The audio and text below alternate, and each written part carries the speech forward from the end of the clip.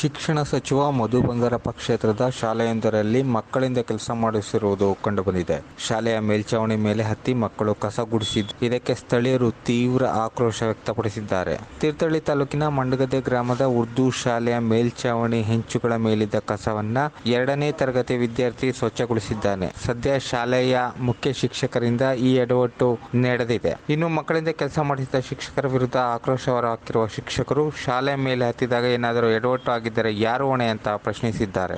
ಇತ್ತೀಚೆಗೆ ಹುಣಸೇಘಟ್ಟದ ಶಾಲೆಯಲ್ಲಿ ಮಕ್ಕಳಿಂದ ಶೌಚಾಲಯ ಸ್ವಚ್ಛ ಮಾಡಿಸಿದ್ದ ಸುದ್ದಿ ರಾಜ್ಯಾದ್ಯಂತ ಸದ್ದು ಮಾಡಿತ್ತು. ಅದರ ಬೆನ್ನಲ್ಲೇ ವಿದ್ಯಾರ್ಥಿಗಳನ್ನ ಶಾಲಾ ಕೆಲಸಗಳಿಗೆ ಬಳಸಿಕೊಳ್ಳುವಂತಿಲ್ಲ ಅಂತ ಶಿಕ್ಷಣ ಸಚಿವ ಮಧು ಬಂಗಾರಪ್ಪ ಆದೇಶ ಹೊರಡಿಸಿದ್ದರು. ಆದರೆ ಇದೀಗ ಮಂಡಗದ್ದೆ ಶಾಲೆಯಲ್ಲಿ ಮಕ್ಕಳಿಂದ ಸ್ವಚ್ಛತೆ ಮಾಡಿಸಿರುವುದು ಕಂಡುಬಂದಿದೆ.